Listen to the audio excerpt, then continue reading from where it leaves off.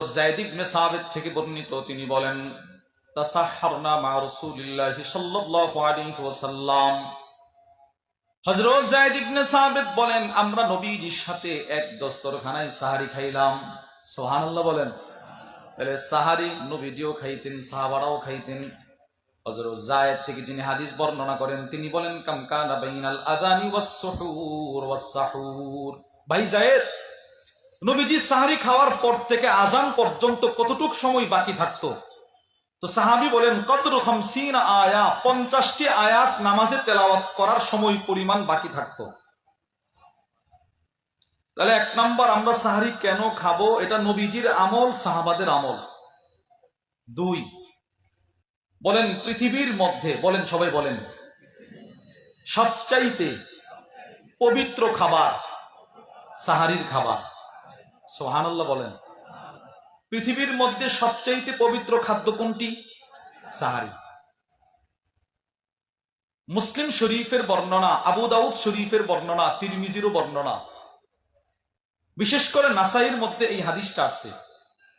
ওয়া আনিল ইরবাদ ইবনে সারিয়া রাদিয়াল্লাহু তাআলা আনহু قال, হযরত ইরবাদ ইবনে সারিয়া থেকে বর্ণিত, তিনি বলেন সামি'তু রাসূলুল্লাহি সাল্লাল্লাহু আলাইহি ওয়াসাল্লাম ওয়া হুয়া ইয়াদউ ইলা সাহুর ফি শাহরি রমাদান। রমাদানুল মুবারকে আমরা যেমন মাইক দিয়ে মানুষকে ডাক দিয়ে ওঠেন ওঠেন সাহারি খান, কোন নবীজি সাহাবাদের ঘরে গিয়ে গিয়ে বলতো, ওঠো রে তোমরা সাহারি খাও, সাহারি খাও, সাহারির সময় কিন্তু হয়ে গেল। সুবহানাল্লাহ। নবীজি এইটা বলতেন আর বলতেন, ও সাহাবারা তোমরা সাহারি খাও, কেননা ফাইন্নাহু হুয়াল গাদাউল মুবারাক, কেননা সাহারি হলো সবচাইতে পবিত্র খাবার। সুবহানাল্লাহ। সাহারি কি খাবার বলেন তো? কথা বলেন না। পবিত্র খাবার বলেন না, কি খাবার? পবিত্র খাবার। নাসাইর আরেক বর্ণনায় আসছে, নবীজি বলেন আলাইকুম বিগাদাইস সাহুর, তোমাদের উপরে সাহারি খাওয়াটা আবশ্যক, তোমরা সাহারি খাইতেই হবে। কেন? ফাইন্নাহু হুয়াল গাদাউল মুবারাক, কেননা সাহারি হচ্ছে সর্বোৎকৃষ্ট পবিত্র খাবার। দুই নাম্বার, আমরা সাহারি কেন খাবো? এটা হলো পবিত্র খাবার। এক নাম্বার কেন খাবো? নবীজি খাইতেন, সাহাবারা খাইতেন, এজন্য। দুই নাম্বার কেন খাবো? এটা হলো পবিত্র। তিন, বলেন পৃথিবীর মধ্যে, বলেন সবাই বলেন না একটু, পৃথিবীর মধ্যে সবচাইতে বরকতপূর্ণ খাবার সাহারি। সুবহানাল্লাহ বলেন। পৃথিবীর মধ্যে সবচাইতে বরকতপূর্ণ খাবার কি? সাহারির খাবার। হাদিসে পাকে রাসূলুল্লাহ সাল্লাল্লাহু আলাইহি ওয়াসাল্লাম বলেন, قال رسول الله صلى الله عليه وسلم, হযরত আনাস থেকে বর্ণিত, বুখারীর বর্ণনা, নবীজি বলেন তাসাহহারু, তোমরা সাহরি খাও, ফাইন্না ফিস সাহুরি বারাকা, কেননা সাহরির মধ্যে আছে বরকত। সুবহানাল্লাহ। সাহরির মধ্যে কি আছে ভাই? বরকত আছে। কি বরকতটা আছে একটু পরে শুনেন, আগে বরকত যে আছে সাহরির মধ্যে আরেকটা হাদিস শুনেন। সহিহুল জামের বর্ণনা, قال رسول الله صلى الله عليه وسلم, নবীজি বলেন আল বারাকা, বরকত হলো ফি সালাসা, তিন জিনিসের মধ্যে। বলেন তো বরকত কত জিনিসের মধ্যে? মনে রাখেন, এক নাম্বার ফিল জামাআহ, জামাত ভাবে, ইজতিমাই ভাবে, সংঘবদ্ধ ভাবে যে কাজটা করা হয় এটার মধ্যে আছে বরকত। সুবহানাল্লাহ। একা একা কাজের মধ্যে কোনো বরকত নাই, একা একা খাবারের মধ্যে কোনো বরকত নাই। ইজতিমাই ভাবে খাবার খাই, ওইটার মধ্যে আল্লাহ বরকত রেখে দেন। একা একা খাবার বরকত শূন্য, ইজতিমাই খাবার বরকত পূর্ণ। সুবহানাল্লাহ বলেন। বলতে পারবেন কথাটা? একা একা খাবার বরকত শূন্য,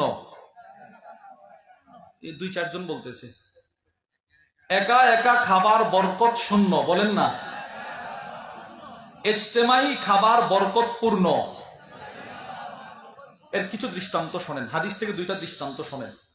দৃষ্টান্ত নম্বর এক, আবু দাউদ শরীফের বর্ণনা, আন্না আসহাবান নবী সাল্লাল্লাহু আলাইহি ওয়াসাল্লাম ক্বালু ইয়া রাসূলুল্লাহ, সাহাবাদের এক জামাত নবীজির কাছে আসলো, প্রত্যেকের অভিযোগ একটাই। কয়েকজন নবীজির কাছে আসছে, বলতে লাগলেন ইয়া রাসূলুল্লাহ, কি? ইন্না নাকুল, আমরা তো খাবার খাই, ওয়ালা নাশবা, কিন্তু খাবার খায় পেট ভরে না, পরিতৃপ্ত হতে পারি না। তোমার কি অভিযোগ? এটাই। তোমার কি অভিযোগ? এটাই। খাবার খাই কিন্তু পেট ভরে না। যাকে সামনে আনতেছেন তার একটাই অভিযোগ। নবীজি কি বলে জানেন? রাসূল বলে লাআল্লাকুম তাফতারিকুন, হয়তো তোমরা এককভাবে খাবার খাও না। এককভাবে খাবার খাও? ক্বালু নাম, সবাই বলে জি, এককভাবে খাবার খায়।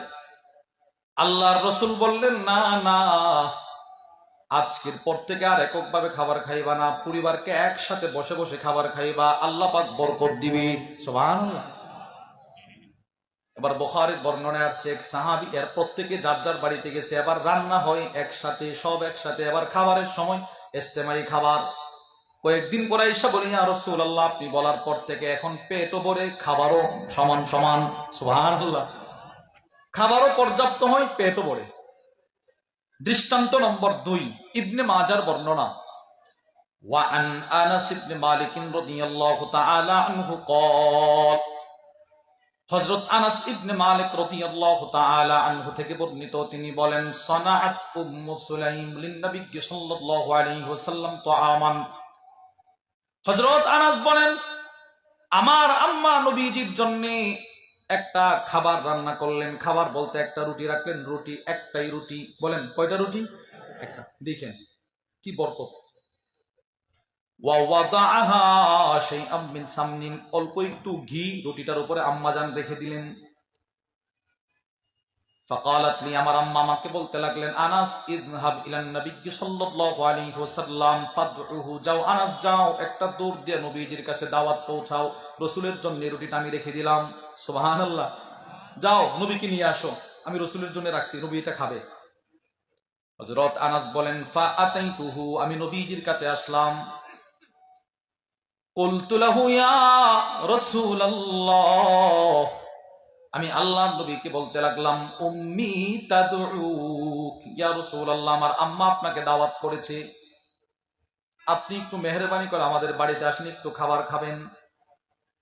ফাকামা, রাসূল দাঁড়াইলেন। ওয়াকাদা লিমান কানা ইনদাহু মিনান নাস, নবীজির চতুর্পাশে যত সাহাবী ছিল, নবীজি সবাইরে বলে, আসলে আনাসের আম্মা নাকি দাওয়াত করছে, সবাই মিলে যাই। আপনারা বলেন, খাবারটা উনি প্রস্তুত করছেন কি সকলের জন্য না শুধু নবীর জন্য? একজনের জন্য না সকলের জন্য? একজন। এবার নবীজি কি একজন যেতেছে না সকলকে নিয়ে? সকল। এখানে একটা মাসআলা, এটা নবীজির সিফত, নবীজির মুজিজা আল্লাহ প্রকাশ করবেন বিদায় রাসূল নিয়ে যাচ্ছেন, বাদ বাকি যাকে দাওয়াত দেওয়া হয় শুধু সে যেতে হবে। আমাদের সমাজে একটা কুসংস্কার আছে, যে কোনো দাওয়াতে মনে করেন আমাকে দাওয়াত করছে, তো আমি আমার ছোট ছেলেটা, ছোট মেয়েটা, নাতিটারে নিয়ে চলে যাই। না, এটা জায়েজ নয়। ইসলাম সম্পূর্ণভাবে নিষেধ করেছেন। সহিহ বুখারীর বর্ণনা, রাসূলুল্লাহ সাল্লাল্লাহু আলাইহি ওয়াসাল্লামকে একজন দাওয়াত করলেন, নবীজি দাওয়াতে যাচ্ছে, তো পিছনে পিছনে এক লোক নবীজির পিছে পিছে হাঁটা হাঁটা ওই লোকের বাড়ির সামনে চলে গেছে। এবার নবীজি, এই লোকটা যেহেতু পিছনে আছে, রাসূল ঘরে ঢুকতেছে না। রাসূলুল্লাহ সাল্লাল্লাহু আলাইহি ওয়াসাল্লাম মেজবান, যিনি সাহেব দাওয়াত, তাকে বলতেছেন, ভাই ও আমার পিছনে পিছনে চলে আসছে, তুমি অনুমতি দিলে তাকে নিয়ে ঢুকবো, নয়তো ঢুকবো না, তাকে ঢোকাবো না। তো সে অনুমতি দিছে। এই হাদিস থেকে কি বুঝলেন? যিনি দাওয়াত করেন তার অনুমতি ছাড়া সাথে অন্য কাউকে নেওয়া বৈধ নয়। তো রাসূলুল্লাহ সাল্লাল্লাহু আলাইহি ওয়াসাল্লাম গেলেন, সাথে গেছেন, সবাই গেছে। হযরত আনাস বলেন, ফাসাবাকতুহুম, আমি তো হায় হায়, নবীজি কাজটা কি করলো, এত মানুষ নিয়ে আসতেছে। আমি নবীজি আসার আগে দৌড় দিয়ে বাড়িতে গেছি। ফা আখবারতুহা, আমি আমার আম্মাজানকে বলতে লাগলাম, আম্মাজান কি দাওয়াত করছিলেন শুধু নবীকে, রাসূল তো একদল সাহাবী নিয়ে আসতেছে। সুবহানাল্লাহ। আল্লাহ রাসূল আসছেন, নবী এসে বলতে লাগলেন, উম্মে সুলাইম হাতি মা সানাতি, কি বানাইছো আমার জন্য, পাঠাও, আমি খাবো। উম্মে সুলাইম বলে, ইয়া রাসূলুল্লাহ সানাতু ওয়াহদাক, শুধুই মাত্র আমি আপনার জন্য বানাইছি, আর কারো জন্য বানাই নাই, এত মানুষ।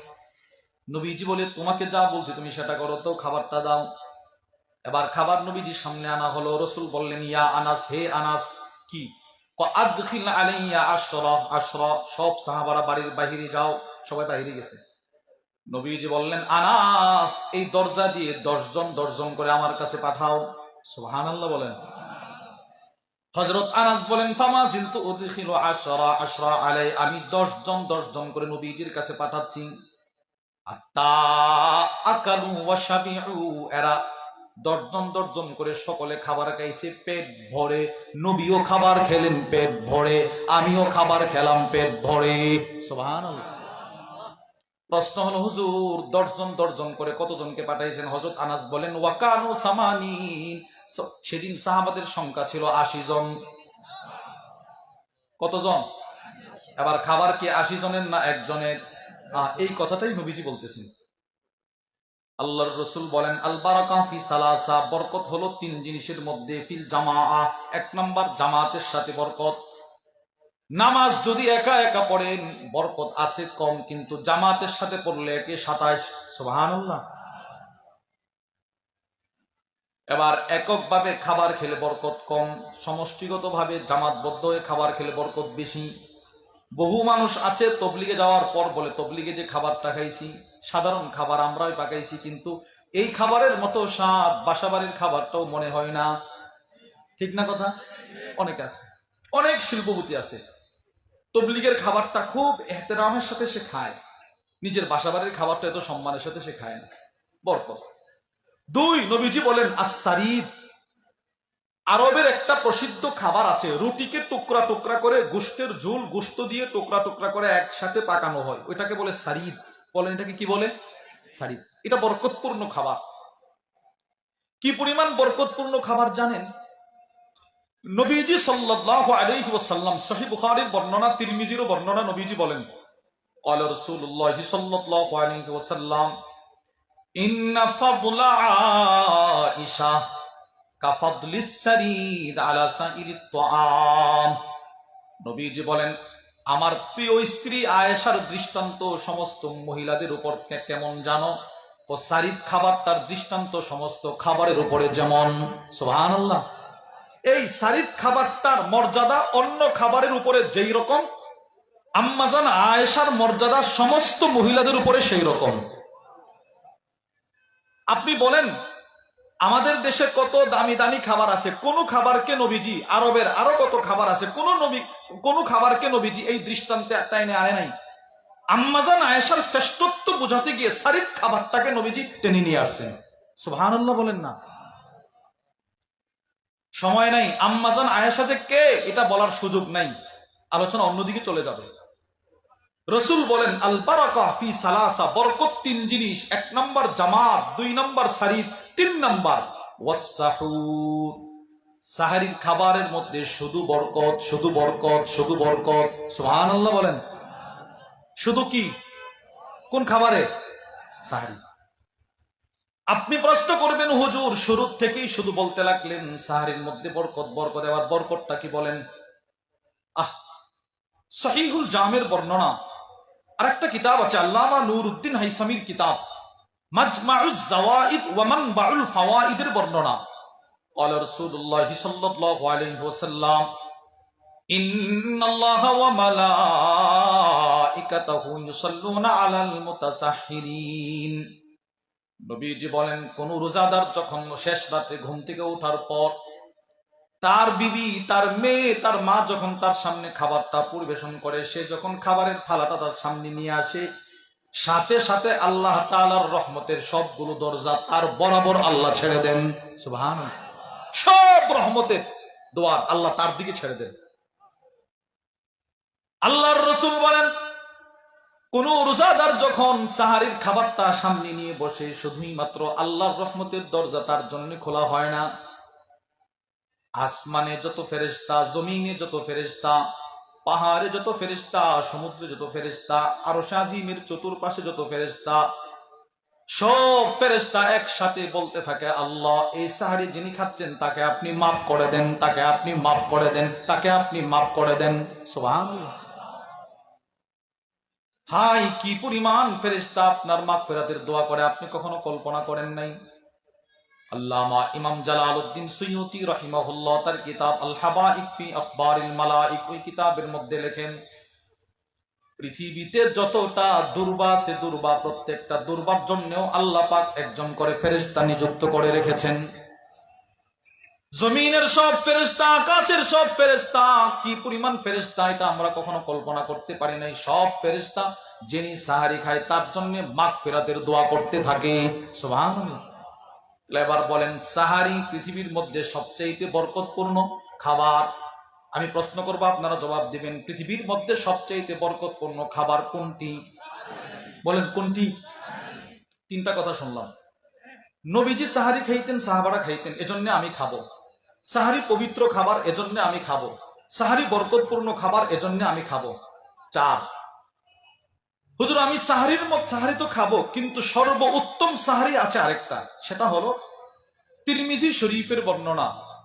ওয়ান আবি হুরায়রা রাদিয়াল্লাহু তাআলা আনহু قال, হযরত আবু হুরায়রা রাদিয়াল্লাহু তাআলা আনহু থেকে বর্ণিত, তিনি বলেন, নি'মা সাহুরুল মুমিন আত-তামার। নবীজি বলেন, ওই সাহারিটা সর্বোত্তম সাহারি, যে সাহারির মধ্যে খেজুর থাকে। খেজুর। সুবহানাল্লাহ বলেন।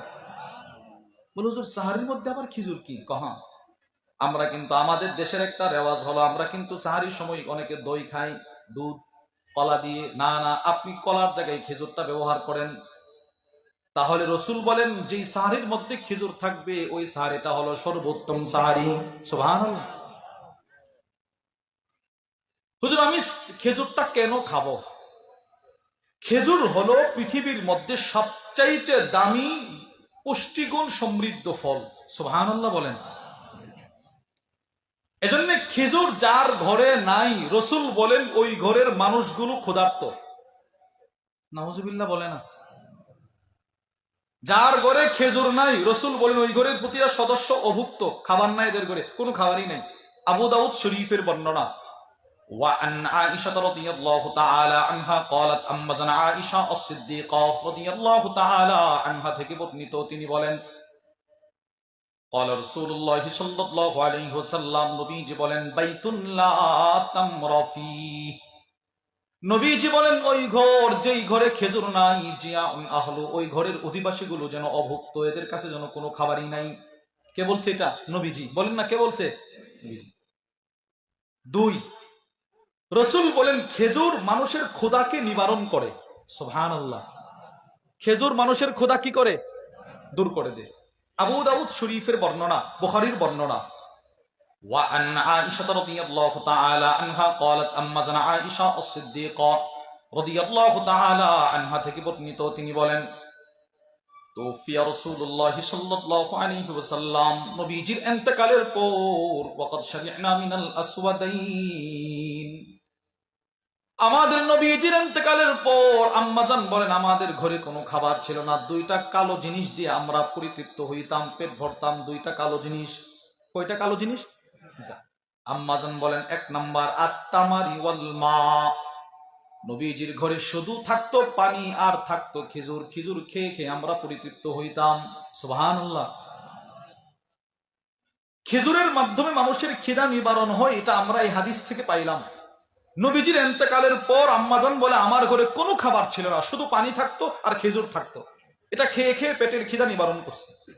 দৃষ্টান্ত নম্বর দুই, মুসলিম শরীফের বর্ণনা। وعن عائشة رضي الله تعالى عنها قالت, আম্মা জানা আয়েশা বলেন, জাআতনি মিসকিনা। আম্মাজান বলেন, একদিন আমি আমার ঘরের কাজ করতেছি, ঠিক এমন সময় একটা অসহায় মহিলা আমার ঘরের দরজায় আসলো। ওয়া তাহমিলু ইবনাতাইনি লাহা, মহিলার দিকে তাকায় দেখি তার দুই কোলে দুইটা শিশু কন্যা সন্তান। ডান কোলে একটা মেয়ে, বাম কোলে, দুটোটা কাঁদতেছে, মাটাও কাঁদতেছে। মহিলাটা আমাকে বলতে লাগলো, আম্মা জান, কয়েকদিন যাবত আমার পেটে কোনো খাবার নাই। আমার পেটে খাবার নাই মানে আমার বুকে দুধ নাই, আর আমার বুকে দুধ নাই মানে আমার কন্যাগুলোরও কোনো খাবার নাই। আপনার কাছে কোনো খাবার থাকলে আমাকে একটু সহযোগিতা করেন। আম্মা জান আয়েশা বলেন, নবীজির ঘরে কোনো খাবার নাই, শুধুই মাত্র তিনটা খেজুর ছিল। নবীজির ঘরে তিনটা খেজুর। ফাআতআমতুহা সালাসা তামারাত, আমি তিনটা খেজুর এই তিনজনকে দান করে দিলাম। তিনটা খেজুর আমি তিনজনকে দিয়ে দিছি। তিনটা খেজুর দিয়ে দেওয়ার পর আমি তো তিনজন মনে করে দিলাম, মা দুই মেয়ে, তিনজন তিনটা খাবে। মা তো মা, ফাআতাত কুল্লা ওয়াহিদাতিন মিনহুমা তামরাতান, মা প্রথমে দুইটা খেজুর দুইটা মেয়েকে দিয়ে দিল, নেও তোমরা তোমাদেরটা খাও। দুইটা মেয়ে দুইটা খেজুর খেয়ে ফেললো। এবার মা তিনি বলেন রাফাত ইলা ফিহা তামরাতান লিতাকুলাহা, আম্মাজান বলেন মা মায়ের বন্টনের খেজুরটা খাওয়ার জন্য মুখের কাছে নিয়ে আসলো। ফাস্তাতামাতাহা ইবনাতাহা, দুটোটা মেয়ে একসাথে বলে মা ওই খেজুর তো আমাদেরকে দিয়ে দাও। এবার আম্মাজান আয়েশা বলে আমি তাকায় দেখি মা বুঝিয়ে মনি হয়। সাথে সাথে মা ফাশাক্কাতিত তামার আল্লাতী কানাত তুরিদু আন তাকুলাহা, মা যে খেজুরটা খাওয়ার জন্য মুখের কাছে নিয়েছিল মার খেজুরটা খায় নাই, দুনুট এই খেজুরটা দুই টুকরা করে দুইটা মেয়েকে দিয়ে দিল। দুটা মেয়ে খেজুর দুইটা, একটা খেজুরকে দুই বন্টন করে দুজন খেয়ে ফেললো। তাদের পেটের খিদা নিবারণ হয়ে গেল। সন্তানের পেটের খিদা যেহেতু নিবারণ হয়ে গেছে, মা চোখের পানি মুছতে মুছতে আবার দুইটা মেয়েকে নিয়ে চলে যায়, কারণ নবীজির ঘরে তার কোনো খাবার নাই। আম্মাজান বলেন আল্লাহর রাসূল যখন রাতের অন্ধকারে ঘরে আসলেন, ফাযাকারতু যালিকা লিরাসূলিল্লাহি সাল্লাল্লাহু আলাইহি ওয়াসাল্লাম, আমি নবীজির কাছে পড়া ঘটনা বর্ণনা করলাম। নবীজি বলতে লাগলেন আয়েশা ইন্নাল্লাহা ক্বাদ আওজাবা লাহা বিহাল জান্নাহ, ওই যে মা নিজে না খায়া নিজের সন্তানকে খাওয়াইলো, এটার কারণে আল্লাহ তাআলা ওই মার জন্য জান্নাত ওয়াজিব করে দিয়েছে। সুবহানাল্লাহ। আচ্ছা, এই পরিমাণ ইহসান আমার উপরে আপনার উপরে আপনার মা কখনো করে নাই? সবাই বলে না, কি পরিমাণ করছে বলেন তো? বাজার থেকে আব্বা দামি মাছটা কিনে নিয়ে আসছে, সবার শেষে যিনি খান তিনি হলেন মা। এত কষ্ট করে আগুনের ধোঁয়া সহ্য করে আপনার জন্য খাবারটা প্রস্তুত করে, কিন্তু তিনি সবার পরে খান। অনেক সময় দেখা যায় মাছ কিনে নিয়ে আসছেন, ইনের কষ্ট করে বানাইলেন, পাক করলেন, তিনি মাছের টুকরাটাও পায় না। এই হাদিস থেকে আমরা বুঝতে পারলাম খেজুর মানুষের পেটের খিদা নিবারণ করে। দুইটা কন্যা সন্তানের পেটের খিদা নিবারণ হয়ে গেল। 3, রাসূলুল্লাহ সাল্লাল্লাহু আলাইহি ওয়াসাল্লাম ইফতার করতেন প্রথমে খেজুর দিয়ে। সুবহানাল্লাহ বলেন। আমরা প্রথমে শরবতটা মুখে নিই না ভাই, আগে খেজুর। বলেন আগে কি? আগে কি বলেন না সবাই বলেন? খেজুর। তিরমিজি শরীফের বর্ণনা, وعن عائشة رضي الله تعالى عنها قالت وفي رواية وعن أنس بن مالك رضي الله تعالى عنه قال, হযরত আনাস ইবনে মালিক থেকে বর্ণিত, তিনি বলেন কানা রাসূলুল্লাহ সাল্লাল্লাহু আলাইহি ওয়াসাল্লাম ইফতিরু ক্বাবলা আন ইউসাল্লি আলা রুতাবাত। হযরত আনাস বলেন আল্লাহর নবীজি মাগরিবের নামাজ পড়ার পূর্বে ইফতার করতেন, তবে ইফতার করার সময় নবীজি প্রথমে তাজা তাজা খেজুর দিয়ে ইফতার করতেন। সুবহানাল্লাহ।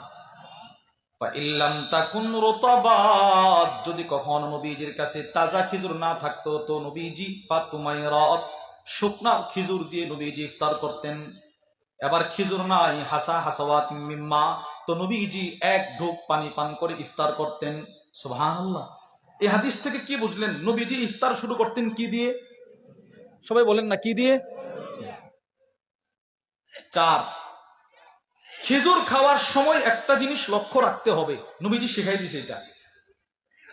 আমাদের দেশে যে খেজুরগুলো আসে বাহির থেকে, এগুলো মূলত এই বছরের না।